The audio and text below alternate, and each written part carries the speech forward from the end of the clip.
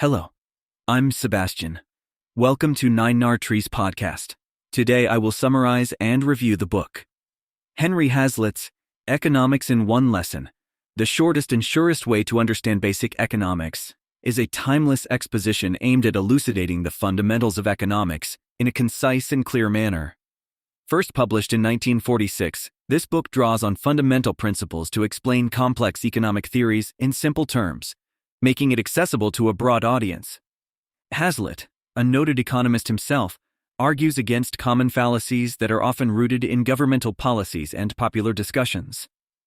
Through engaging examples and straightforward prose, Hazlitt delivers an enlightening tutorial on how economics affects every aspect of our lives, urging readers to embrace a logical and informed perspective.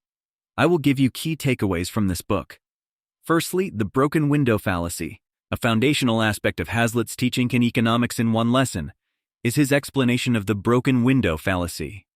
This concept challenges the notion that economic activities such as recovery from vandalism or other destructive acts actually benefit the economy. Hazlitt uses the example of a vandal breaking a shop window, leading to the shopkeeper hiring a glazier, which appears to increase employment and income for the glazier. However, Hazlitt points out this view ignores the hidden cost. Money spent on repairing the window could have been used by the shopkeeper for other enhancing investments, like buying new equipment. Thus, the economy as a whole is not better off. It is merely diverting resources from one area to another without any net gain.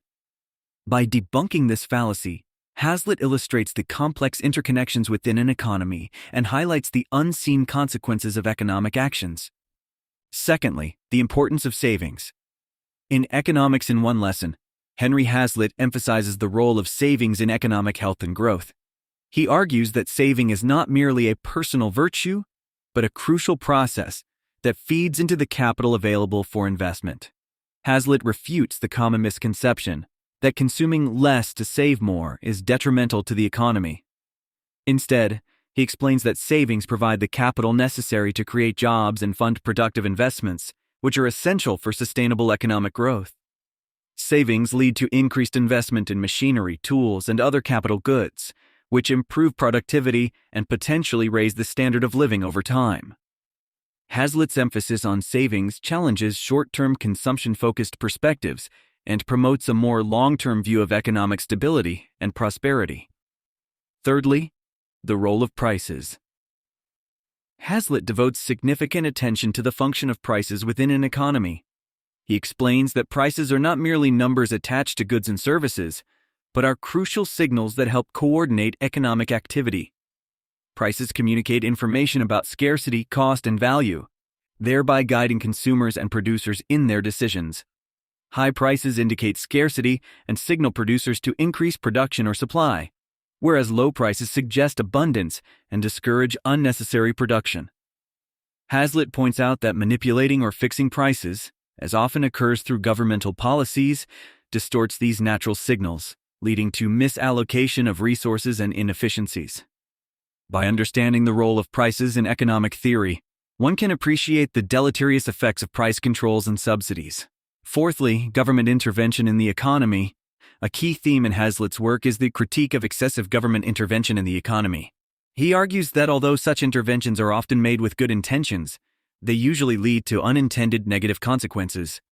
Through examples such as tariffs, wage controls, and subsidies, Hazlitt illustrates how such policies can lead to inefficiencies, discourage innovation, and ultimately harm the sectors they intend to protect.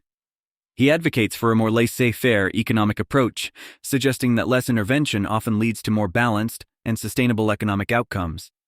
This stance challenges more interventionist economic theories and remains relevant in modern economic policy debates. Lastly, inflation and policy. Hazlitt tackles the complex topic of inflation, explaining its causes, effects, and the role of governmental fiscal and monetary policies in influencing it. He explains that inflation is often the result of increases in the money supply, which is frequently driven by governmental policy rather than the actual economic needs of a country. The increase in the money supply reduces the value of money, leading to price increases.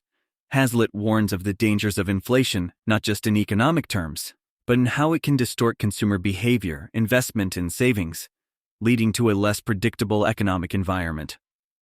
His discussion extends to the policies that can exacerbate or mitigate inflation, offering a crucial understanding of its management.